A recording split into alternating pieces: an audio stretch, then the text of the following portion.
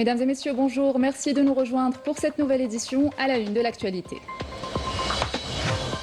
Le président libanais Joseph Aoun achève sa visite officielle en Algérie après une visite de 2 jours.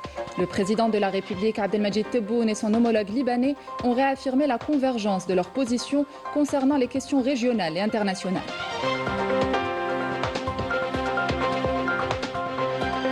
Dans l'actualité internationale, l'armée d'occupation sioniste poursuit son offensive génocidaire dans la bande de Gaza, visant principalement les camps de réfugiés et les centres de distribution d'aide humanitaire.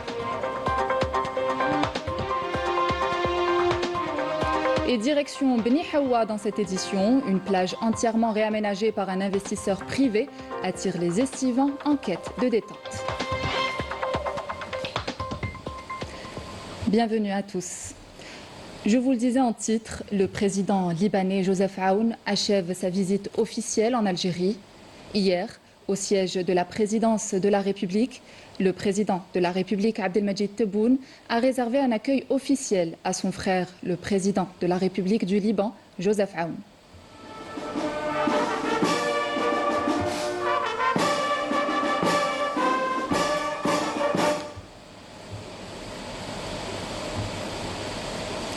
Après le salut au drapeau, le président libanais a passé en revue un détachement de la garde républicaine qui lui a rendu les honneurs.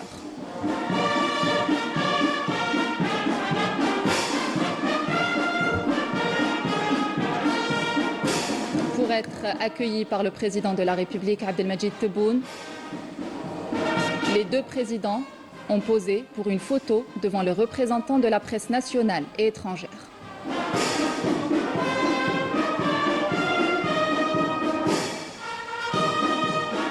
L'invité de l'Algérie a salué les membres de la délégation algérienne qui étaient à son accueil. À leur tête, le directeur de cabinet de la présidence de la République, le ministre d'État, ministre des Affaires étrangères, de la communauté nationale à l'étranger et des Affaires africaines, le ministre d'État, ministre de l'Énergie, des Mines et des Énergies renouvelables, le ministre de la Communication, des conseillers du président de la République, le porte-parole de la présidence de la République ainsi que l'ambassadeur du Liban en Algérie et des hauts cadres.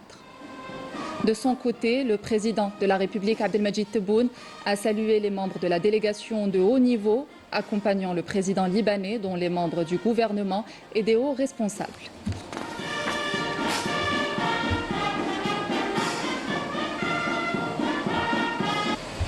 Le président de la République s'est par la suite entretenu en tête-à-tête avec le président de la République du Liban, Joseph Aoun. Les deux dirigeants ont abordé les relations bilatérales et les voies et moyens de les développer davantage dans différents domaines, notamment économiques et commerciaux, au service des aspirations des deux peuples frères.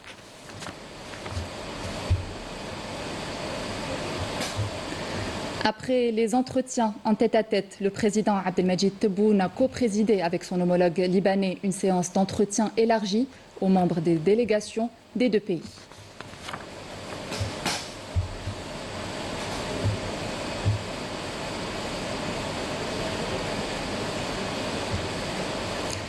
À l'issue des entretiens bilatéraux et élargis, le président de la République Abdelmadjid Tebboune a annoncé qu'il avait convenu avec son homologue libanais Joseph Aoun d'accélérer la tenue de la première session de la commission mixte algéro-libanaise. On écoute.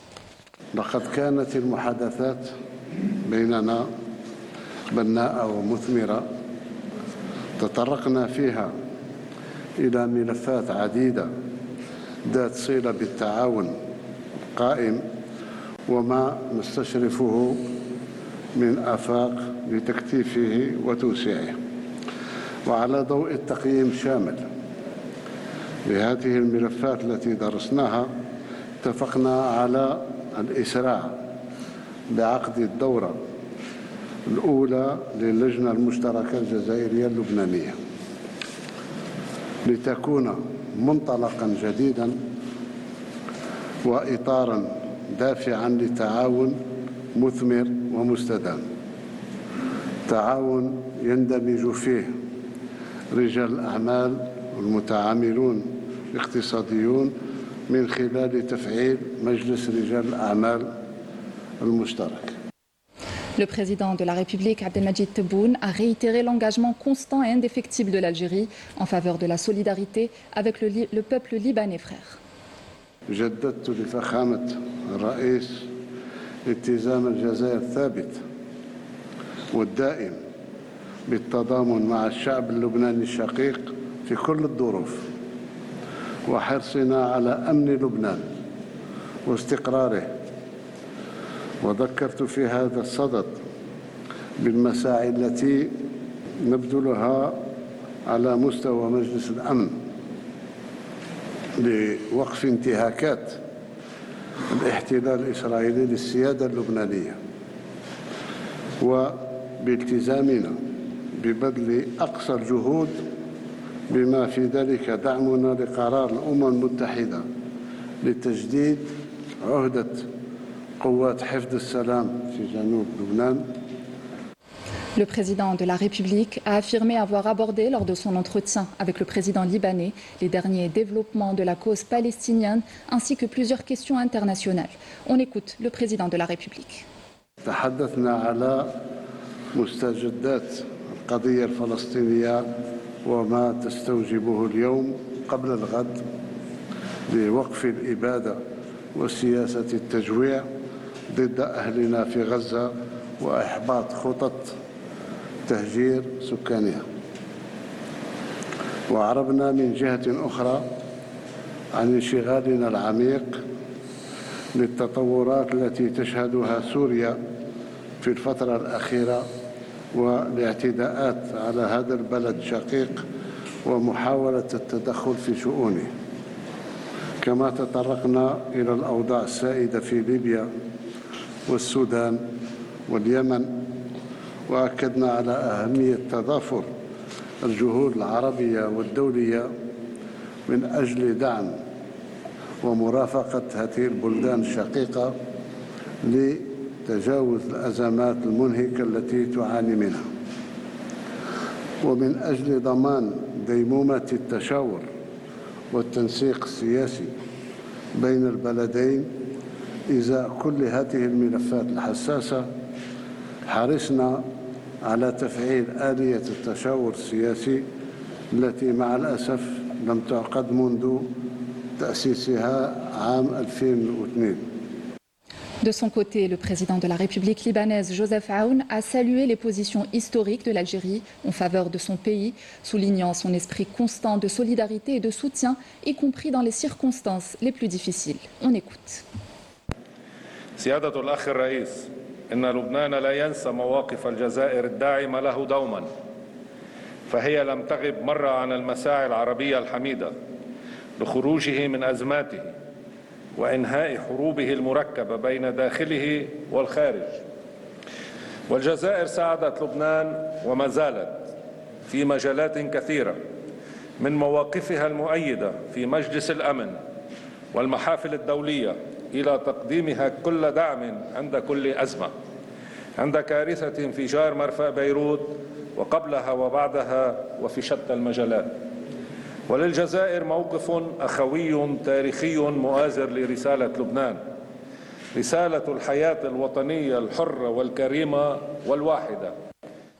Le président de la République libanaise, Joseph Aoun, a affirmé que le Liban aspirait à élargir les perspectives de coopération avec l'Algérie dans de nombreux domaines.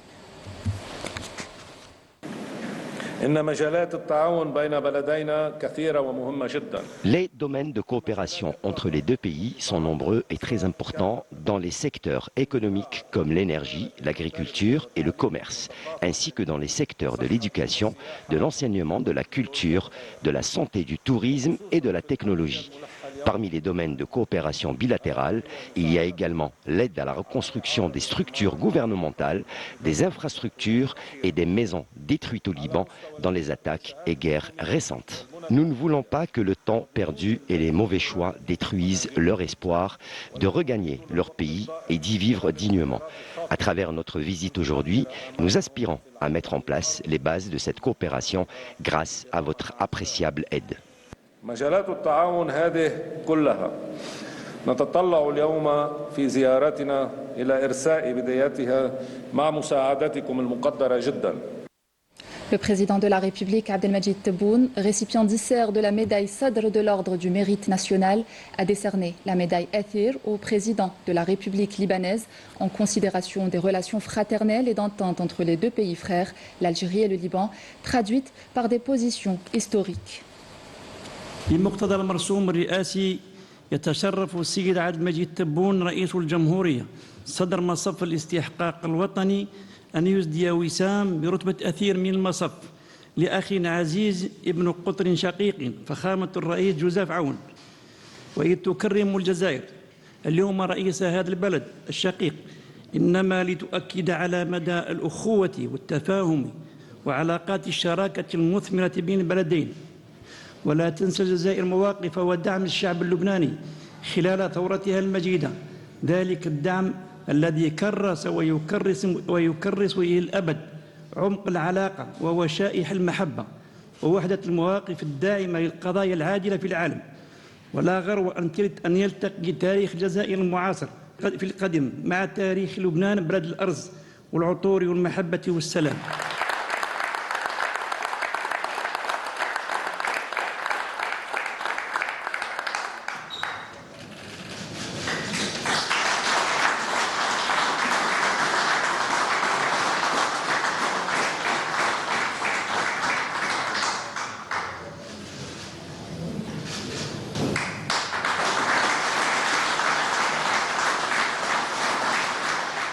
Dans le cadre de sa visite officielle en Algérie, le président de la République libanaise, Joseph Aoun, s'est rendu à la basilique Notre-Dame d'Afrique à Alger. Le président libanais était accompagné du ministre d'État, ministre de l'Énergie, des Mines et des Énergies renouvelables, Mohamed Arqab. À cette occasion, l'hôte de l'Algérie et la délégation qui l'accompagne ont écouté des explications sur ce monument religieux historique.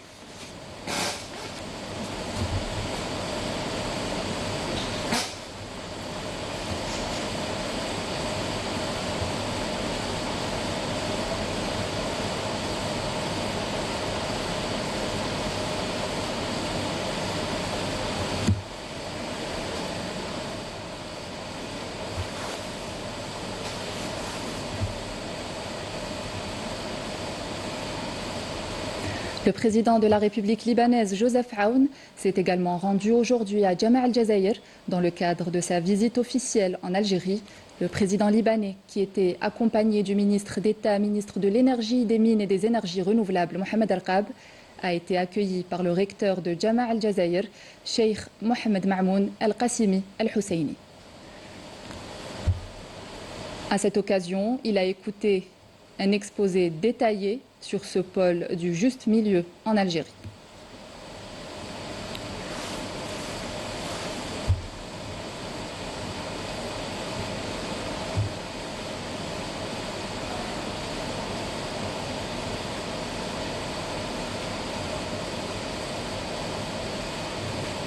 Le président libanais Joseph Aoun a achevé sa visite officielle en Algérie. Il a été salué à son départ à l'aéroport Houari Boumediene par le président du Conseil de la Nation, Azzouz Nasri.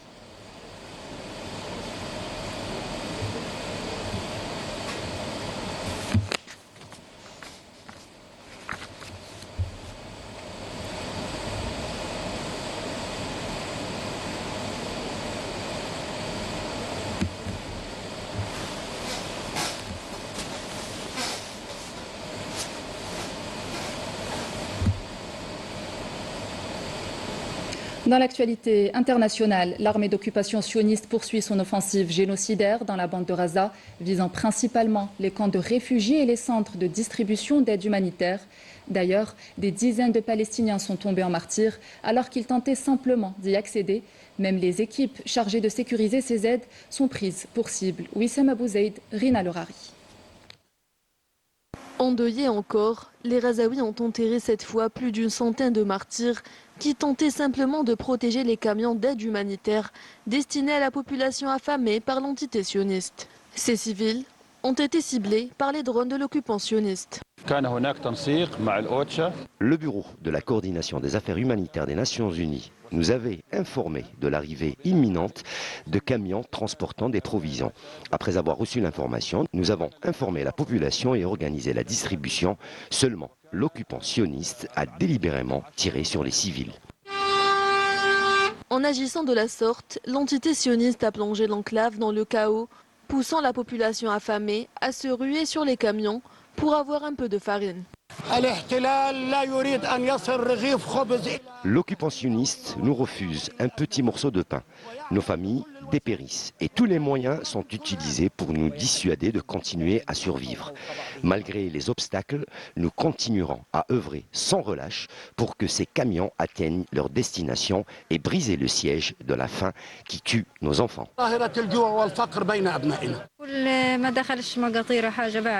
Dès qu'une petite denrée entre, je cours pour essayer d'en avoir. Mes enfants meurent de faim. Il leur arrive de ne manger que du pain pendant 3 jours.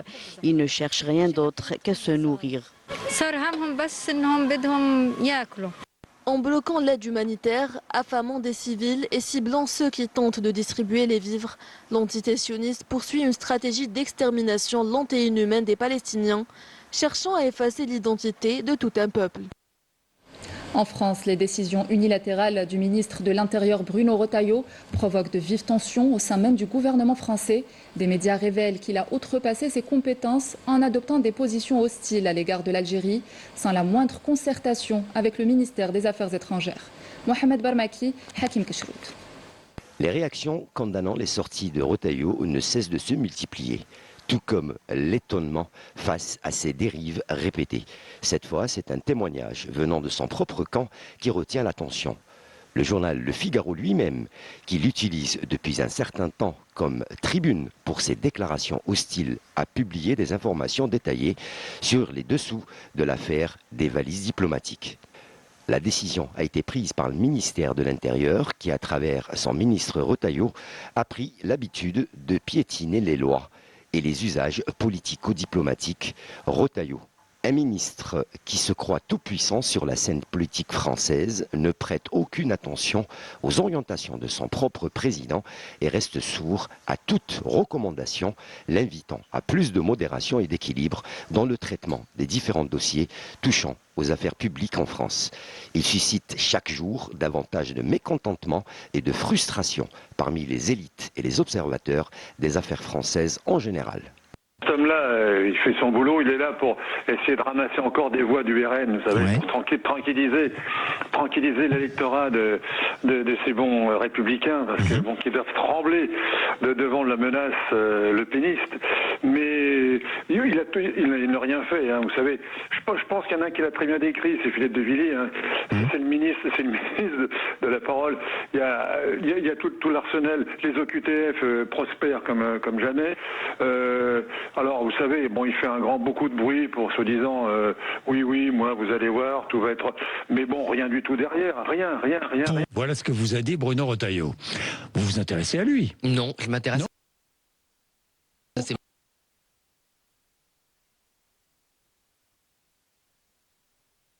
Je le regrette d'ailleurs, je vais vous donner un exemple. Hier, il a fait une tribune sur la politique énergétique parce qu'effectivement, les incohérences de son parti commencent à se faire sentir, à lui coûter des voix. Et donc, il a écrit une tribune que tout le monde peut lire au Figaro, où il dit par exemple que c'est la faute de Ségolène Royal s'il y a des éoliennes et des panneaux solaires en France qui coûteraient cher aux Français. Et ben, Mme Royal, elle a le dos large. Hein. Selon certains observateurs, il y a encore des responsables politiques français, à l'image de Bruno Retailleau, qui restent prisonniers d'une logique d'extrême droite dépassée et héritée de voir l'Algérie engagée dans la construction de son économie, tout en diversifiant ses partenariats internationaux. Retour dans le pays et dans le cadre d'un programme national visant à renforcer le rôle économique des femmes au foyer, des contrats de sous-traitance ont été accordés à des femmes dans 7 wilayas pilotes, notamment dans les domaines du textile et l'agroalimentaire. L'exemple ce midi depuis la wilaya de Tlemcen avec Amine Messaoudi et Sarah Derbel. C'est à Marnia que ce programme a été concrétisé, avec près de 60 femmes au foyer ayant bénéficié de contrats de sous-traitance avec des industriels des secteurs du textile et de l'agroalimentaire. Cette initiative s'inscrit dans le cadre d'un accord de coopération entre le ministère de l'Industrie et celui de la Solidarité nationale, de la famille et de la condition de la femme. Nous remercions les pouvoirs publics pour cette initiative qui soutient les femmes au foyer. Nous pouvons désormais travailler chez nous tout en nous occupant de nos enfants. C'est une réelle opportunité. C'est une très belle initiative. Nous tenons à remercier les pouvoirs publics. Nous remercions notre président pour cette opportunité. Pour cette première étape, environ 600 femmes au foyer ont déjà bénéficié de ces contrats à travers les wilayas concernés. Après la signature de l'accord en février dernier, nous passons aujourd'hui à la mise en œuvre concrète à travers les lancements de projets pilotes dans 7 wilayas. Comme vous avez pu le voir aujourd'hui, l'objectif est d'intégrer le travail à domicile des femmes dans la chaîne de production de 2 grands groupes industriels, l'un spécialisé dans l'agroalimentaire et l'autre dans le textile. Le lancement officiel de cette opération s'est déroulé à Tlemcen avec l'ambition de généraliser cette démarche à un plus grand nombre de femmes à travers le pays. Parallèlement à cette initiative, le secteur de l'industrie dans la wilaya de Tlemcen bénéficie d'un soutien renforcé avec la mise en place de projets industriels structurants, dont une unité spécialisée dans la fabrication de produits alimentaires destinés aux enfants à l'Ahnaya, une autre dédiée à la production d'emballages dans la zone industrielle de Chetouane, ainsi que l'inauguration de la nouvelle zone industrielle de Ouled Bendamou, située dans la commune frontalière de Mernia. Et en cette saison estivale, nombreux sont les vacanciers à se rendre à Bni Hawa dans la wilaya de Chlef pour profiter pleinement de leurs vacances. Un investisseur privé a réaménagé une plage de la région en la dotant de tous les équipements nécessaires pour un véritable moment de détente. Badi Aman. Place Tirza, à 9 km de Bni Hawa, c'est dans ce site merveilleux que de nombreuses familles algériennes ont choisi de passer leurs vacances. Détente, sécurité et toutes les commodités sont à leur disposition dans cette plage, donnée en concession à un investisseur privé qui l'a transformée en un endroit paisible pour passer un été inoubliable. C'est dans ce beau décor, au niveau de cette plage à Bni Hawa, que cet investisseur privé a choisi de planter ses parasols et ses tables. Mettant les estivants au cœur de ses priorités, il n'a ménagé aucun effort pour aménager cette plage acquise en concession. Tout est mis en place pour accueillir les estivants dans de bonnes conditions. Des services, des cabines de douche et des tentes VIP équipées en climatiseurs sont mis en place. Il y a un engouement des estivants. Les familles viennent ici pour en profiter de la plage et de la sécurité. Nous avons mis tous les moyens à leur disposition. Ici, les familles profitent pleinement de leurs vacances pour nager, se détendre et prendre un bain de soleil après une longue année de labeur. Oui, la plage elle est propre, calme. واحد اللي يحب يشوف الطبيعة غابة مع البحر حاجة فورميدابل. C'est pas bien فجينا ولا صح une plage magnifique هايلة يعني même نقية. البحر بابا. La mer est belle, j'adore nager. Face à la mer, un projet important est en cours de réalisation par ce même investisseur dans le cadre du Programme national des zones d'expansion touristique, ZET. Lancé en 2018, ce projet a commencé à prendre forme timidement à cause de la pandémie de Covid-19 avant de reprendre effectivement et à une cadence soutenue en 2022. C'est entre mer et forêt que sont justement implantés hôtels et bungalows. Le projet consiste à la réalisation d'un hôtel de 50 chambres et de 105 bungalows.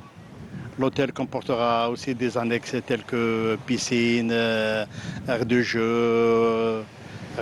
Ou puis l'hôtel, il y aura aussi des activités telles que le sauna, la terrasse. On a bénéficié de cette assiette à l'occasion d'ouverture et création des aides au niveau de la Dara de Bni Hawa. En principe, il y a 6 aides. En 2018, on a eu le permis de construire. Ce projet intégré est un plus pour le parc hôtelier de la wilaya de Chlef qui connaît chaque année un rush d'estivants curieux de découvrir les trésors naturels des régions de Tness et de Bni Hawa. Et c'est sur ces belles images que nous arrivons à la fin de cette édition. Merci de l'avoir suivi. Excellente suite des programmes sur Canal Algérie.